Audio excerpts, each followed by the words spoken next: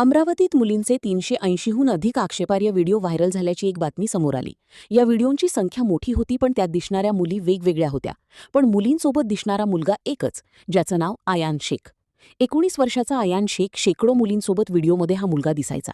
हे व्हिडिओ त्याच्या मोबाईलमध्ये न राहता संपूर्ण अमरावतीत अनेक लोकांच्या मोबाईलपर्यंत पोहोचले आणि त्यानंतर या प्रकरणाची चर्चा सुरू झाली. बदनामीच्या भीतीने कोणी तक्रार केली नाही, पण स्थानिक नेत्यांनी थेट पोलीस स्टेशन गाठत यात गुन्हा दाखल करण्याची मागणी केली. या सगळ्यात भाजपचे खासदार अनिल बोंडे यांनी अमरावती ग्रामीण पोलीस अधीक्षक विशाल आनंद यांची भेट घेतली. त्यांना एक पेनड्राईव्ह दिला. या पेनड्राईव्हमध्ये 180 महिलांचे 150 आक्षेपार्ह व्हिडिओ असल्याचा दावा त्यांनी केला. व्हिडिओची इतकी मोठी संख्या ऐकून महाराष्ट्राला पहिला मोठा धक्का बसला होता. त्यानंतर पोलिसांनी कारवाई केली, 4 आरोपींना अटक केली आणि एका रॅकेटचा पर्दाफाश झाला. मग एकच मुलगा इतक्या सगळ्या मुलींचे आक्षेपार्ह व्हिडिओ कसे काय काढू शकतो? तो नेमकं मुलींना असं काय म्हणायचा की मुली त्याच्या जाळ्यात फसायच्या? फक्त अमरावतीच नाही तर महाराष्ट्रातील इतरही भागातल्या मुलींशी त्याचा संपर्क त्याने कसा काय केला? पोलिसांनी त्याला पकडल्यानंतर त्याने काय जबाब दिला? हे प्रकरण नेमकं कसं बाहेर आलं?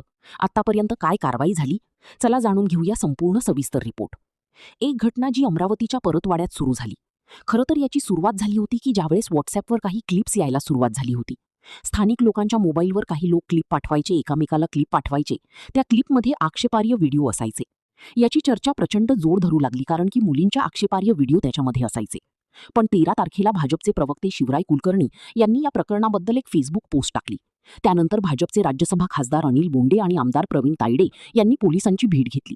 पोलिसांना त्यांनी एक पेनड्राईव्ह दिला. आमदारांनी रात्रभर ठाण मांडून आरोपीला अटक करण्याची मागणी केली. अनेक संघटनांनी देखील आंदोलनाचा इशारा दिला आणि त्यामुळे खरं तर हे वातावरण तापलं.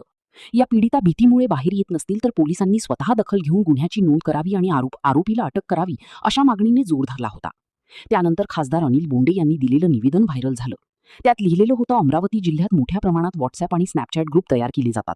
उर्दू भाषेमध्ये या ग्रुपमध्ये शिक्षण घेणाऱ्या मुलामुलींना शिक्षणाच्या नावाखाली समाविष्ट केलं जातं. त्यानंतर त्यांचे नंबर काही तरुणांना दिले जातात. हे तरुण संपर्क साधून मैत्री करतात. सुरुवातीला सामान्य गप्पा मारतात, नंतर अश्लील लिंक, व्हिडिओ पाठवून ब्लॅकमेलिंगचं जाळं विणतात. अशा प्रकारे जाळं त्यांचं चाललेलं होतं.